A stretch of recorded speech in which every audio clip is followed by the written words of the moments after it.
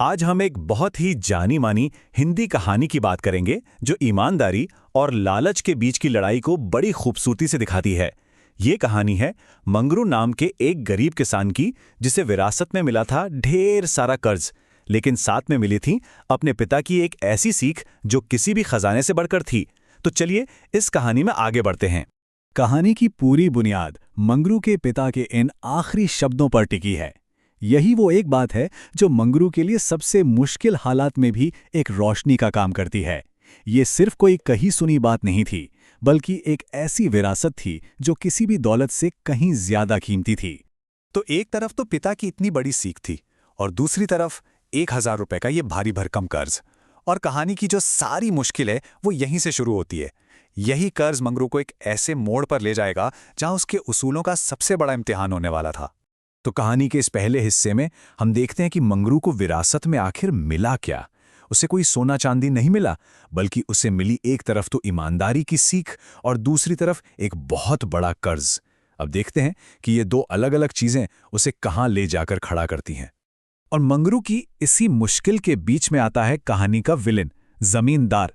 उसका तो एक सीधा सा हिसाब था कि ये दुनिया इमोशन से नहीं, हिसाब किताब से चलती है। उसकी ये सोच मंगरू के पिता की सीख से एकदम उल्टी थी, और बस यहीं से अच्छाई और लालच के बीच की असली जंग शुरू होती है। तो अब वक्त आ गया है मंगरू के ईमान के असली टेस्ट का। जमींदार के जुल्म के आगे क्या वो अपने पिता की बात याद रख पाएगा या फिर हालात के सामने हार मान लेगा? चलिए देखते हैं। जमींदार ने मंगरू के सामने जो शर्त रखी ना, वो मेहनत नहीं थी, वो तो सीधी सीधी गुलामी थी। सोचिए, दिन भर खेत में कमर तोड़ काम, शाम हुई तो अस्तबल साफ करो और रात में पहरा दो, और इन सब के बदले मिलेगा क्या? बस 2 वक्त की रोटी। और हाँ, अगर एक भी दिन की छुट्टी ली तो घर जमीन सब गया हाथ से। तो यहाँ पर 2 अलग अलग दुनियाएं, 2 अलग अलग सोच आमने सामने हैं। एक तरफ मंगरू जिसके लिए ईमान सबसे बड़ा है, और दूसरी तरफ जमींदार जिसकी दुनिया सिर्फ पैसों और हिसाब पर चलती है, जहां रहमदिली की कोई जगह नहीं। ये सिर्फ 2 इंसानों की लड़ाई नहीं है, ये 2 अलग अलग सोच की टक्कर है। अब जब ऐसा लगने लगता है कि मंगरू के लिए सारे दरवाजे बंद हो गए हैं, तभी कहानी में आता है एक जादुई ट्विस्ट। दया का एक छोटा सा काम उसकी पूरी किस्मत बदलने वाला था। उसे एक ऐसा तोहफा मिलने वाला था जिसकी उसने कल्पना भी नहीं की थी। मंगरू जंगल में लकड़ियां काट रहा था। खुद चाहे कितना भी परेशान था, पर जब उसने एक साधु को आखिरी सांसें लेते देखा तो वो मदद करने से पीछे नहीं हटा। और बस उसकी इसी नेकी के बदले में साधु उसे एक घोड़ा देकर गए जिसका नाम था पवन वेग। और ये कोई ऐसा वैसा घोड़ा नहीं था। इस घोड़े का असली जादू तब पता चलता है जब जमींदार मंगरू के सामने एक बहुत ही क्रूर शर्त रखता है। वो कहता है, खाना या तो तुम खाओगे या तुम्हारा घोड़ा। मंगरू एक पल भी नहीं सोचता, वो अपना खाना घोड़े को दे देता है। और जैसे ही वो ये करता है, वो घोड़ा इंसानी आवाज में बोल पड़ता है। बस यहीं से कहानी का असली मैजिक शुरू होता है। तो अब ये घोड़ा मंगरू को एक बहुत बड़े राज के बारे में बताता है। एक जादुई पेड़, कल्प वृक्ष, जो किसी की भी इच्छा पूरी कर सकता है। लेकिन एक शर्त है, ये पेड़ पहले आपकी अक्ल और आपके कैरेक्टर का एक मुश्किल इम्तिहान लेता है। तो पेड़ मंगरू से अपनी पहली पहेली पूछता है, ऐसी कौन सी चीज है जो बांटने पर बढ़ती है, लेकिन अगर उसे छुपा कर रखो तो वो इंसान को अंदर ही अंदर खोखला कर देती है?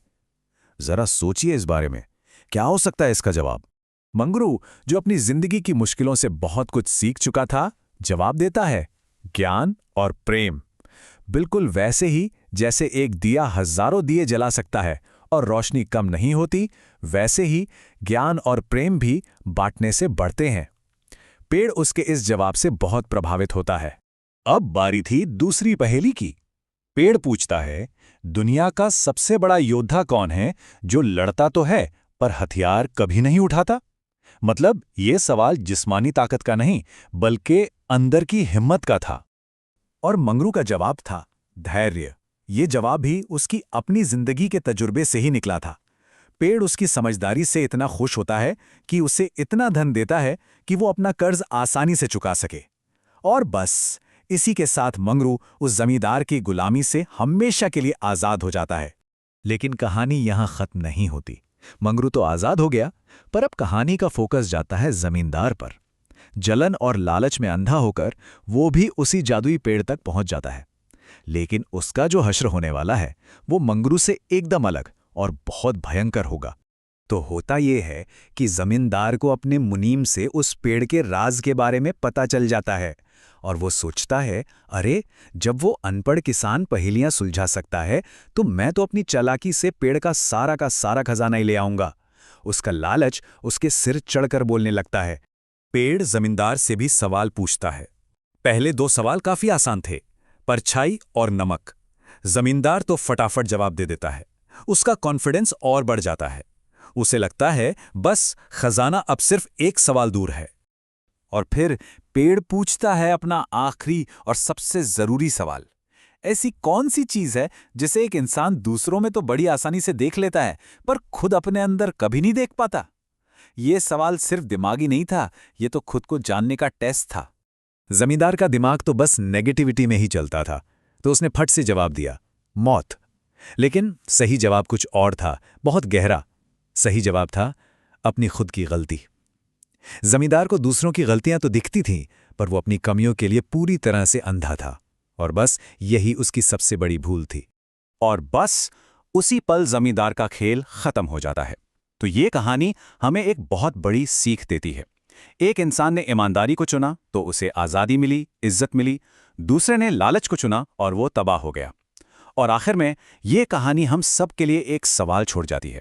हमारी अपनी जिंदगी में ऐसी कौन सी गलतियां हैं जो हम दूसरों में तो झट से देख लेते हैं, पर जब बात खुद की आती है तो हम आईना देखने से भी डरते हैं।